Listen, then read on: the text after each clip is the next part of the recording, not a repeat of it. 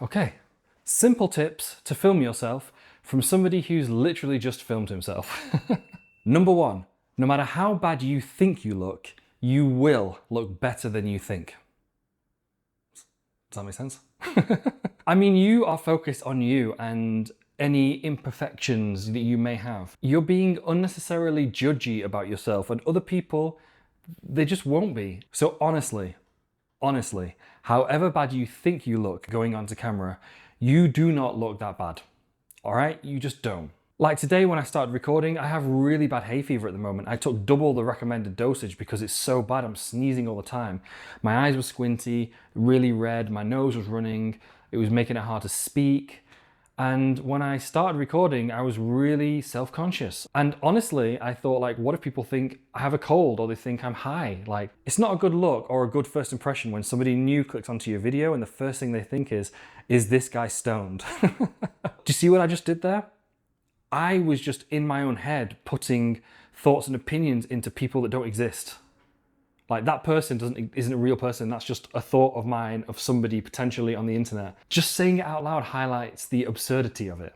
You get what I'm saying? So I recorded it anyway and I watched it back, and yeah, you could tell a little bit that like something's going on, but no way near as bad as I thought it was, as bad as I thought it was in my head. So honestly, however bad you think you look, you don't. Trust me. That leads me perfectly on to number two, which is no one's looking at you as close as you are. As in, if you have a little spot or a big spot or a scar or something wrong with your hair or your head or your face or your arms or whatever you are hyper focused on, nobody else is. Actually, that's not necessarily true. There might be that odd person which highlights something. I once released a video and some person called me Shrek.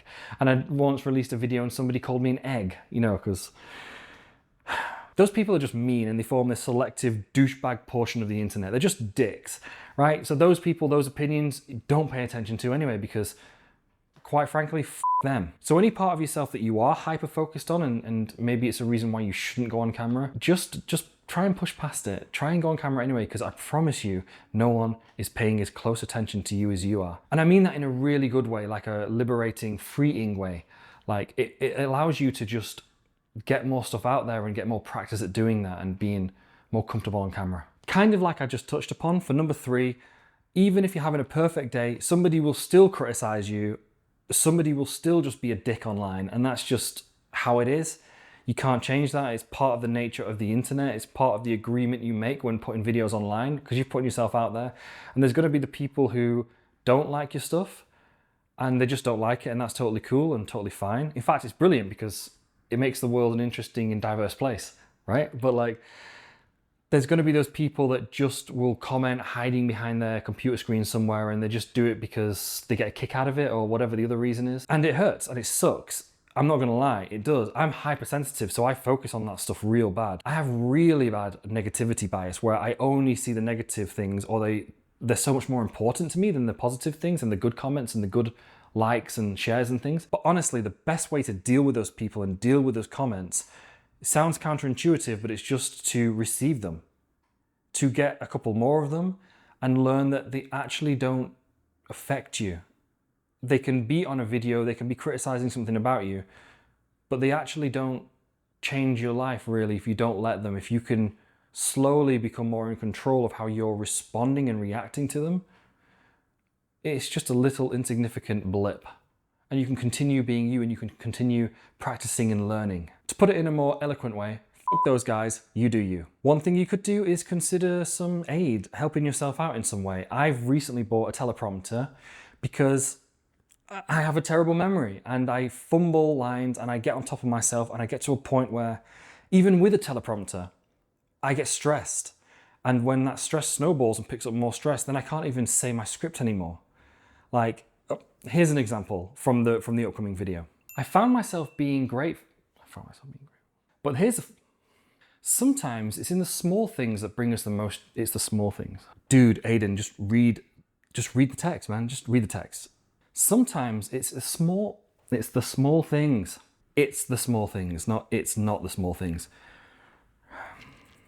Okay. Namaste. I decided to film this on the hottest day of the year. Clammy. Expressing gratitude regularly. Oh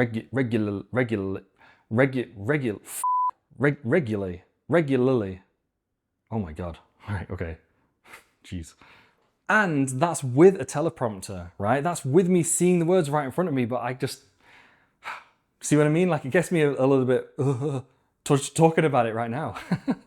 But look, that's normal and it just takes practice. I'm learning still, I'm practicing still every video I do using the teleprompter. So if there's some way you could do that to help yourself, maybe you don't even script it, maybe you bullet point it if that's the kind of video you can do. So you have a general idea which you can look at, but then you can just speak. Maybe it's a little bit easier for you. Moving on to number 5, and something that we seem to forget as creators, as filmmakers, you can always redo it. Like if there was a shot you were getting with like an explosion in the background of a building or something like that, you've paid a lot of money for it and you've set up this shot. Yeah, okay, in that situation, maybe you can't redo it. But when you're just like talking to camera, when you're just filming yourself like this, if it's not so great, you can just start again. You can just redo that take, redo that paragraph, redo that line. But when you're in the moment, you get so fumbled up that you can't do it, that you don't take a breather and you don't just maybe stop for a second, have a little walk around your seat, walk into a different room, walk into a different location. Or maybe if it's within your time frame, if it's within your schedule, try it a different day. It seems like it's got to be all or nothing when you do hit record because you're taking the time and the effort to set the camera up, to set the microphone up, to sit down, right? But it's not all or nothing. It's not you have to do it then, and if you don't do it then you're a failure and you'll never get it again. That's ridiculous.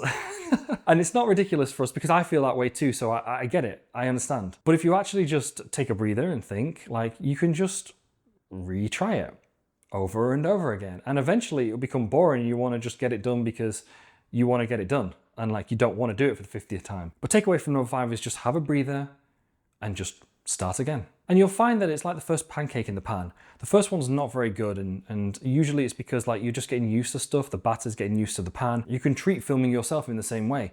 The first take or the second take might not be so good because you've just sat down, you're just getting used to it, you're just getting used to speaking in that certain way, whatever your presentation style is. The second, third, fourth, fifth take, whatever, they will be better because you're starting to get into the flow of it. You're starting to understand your presence, your framing, your delivery, you know, everything. It's just starting to come to you then and you're starting to get used to it. So don't be afraid to shoot a couple more takes until you get more comfortable and you get it right.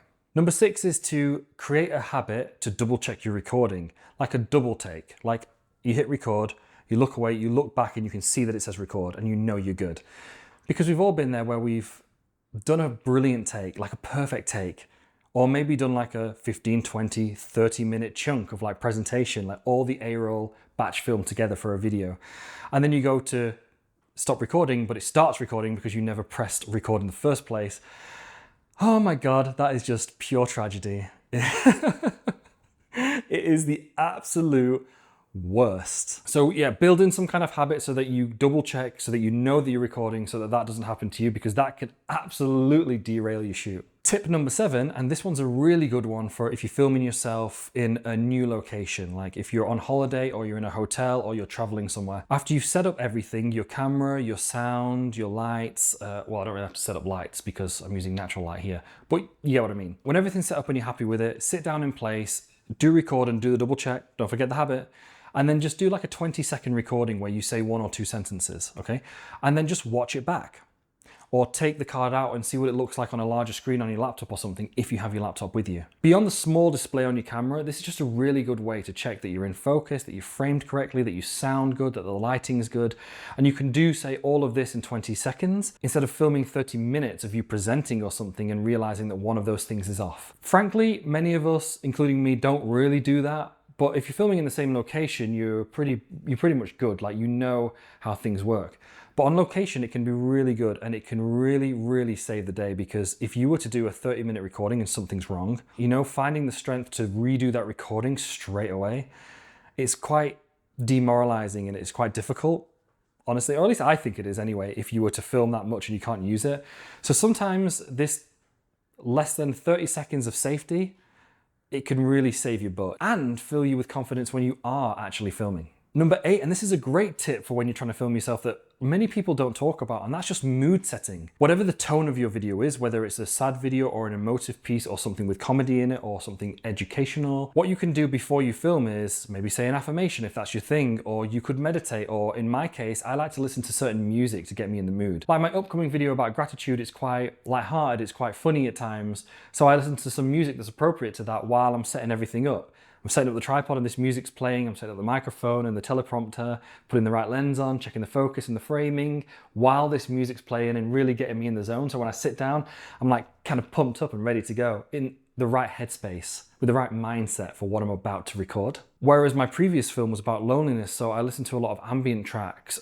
Some I actually listened to whilst I was recording the voiceover because it really helped me get to the place I needed to be to deliver the right performance for the voiceover. So whatever that mood setting thing is for you, if you don't already do it, I highly recommend just trying it. See what it does to your recordings. And lastly, number 9 is to treat yourself like you were someone else. What do I mean by that? It's very easy for us to criticize ourselves, especially as creators, especially as people in front of the camera. Why can't you remember the lines? Why do you look ugly? Why do you sound stupid? Why can't you focus? Why can't you say it right? Why do you keep messing up? You're an idiot, you're stupid. Do you know what I mean? Like, it's so bad. We have these thoughts and we have this negative self-talk. And really, we should be championing ourselves. We should be our own biggest fans. Would you say that sort of stuff to somebody else? To like a friend of yours or another content creator or something or another filmmaker? No, of course you wouldn't.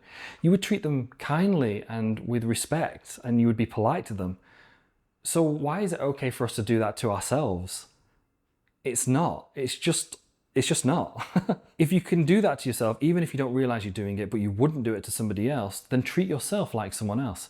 Treat yourself as an external friend, as a different content creator. If you fumble a take and it's the 10th time you're trying to deliver this sentence, you're trying to say this one word, and it's just messing you up, it's throwing you off your game. Instead of thinking, come on, you're useless, you're no good, just be better. Instead say, hey, it's okay. Just take a moment, just get a drink of water, have a little walk, come back to it, just focus, be slower, and you'll get it. You'll do it.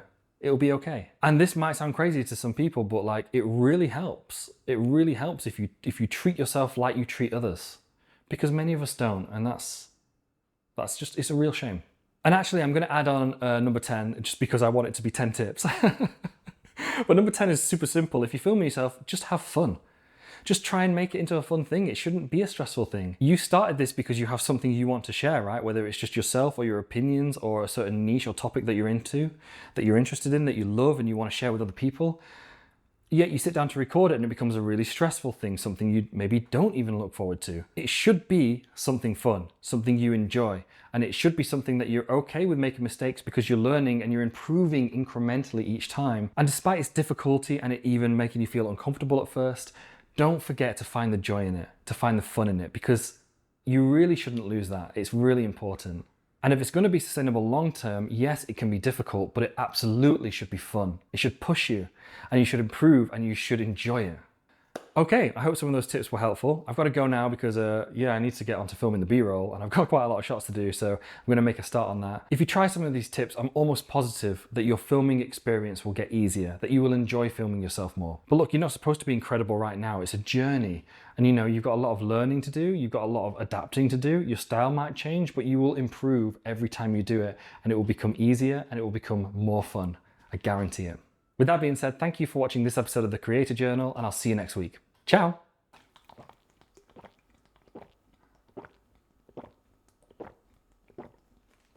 Oh, brain freeze. Oh, fuck. Oh, that was a good take though.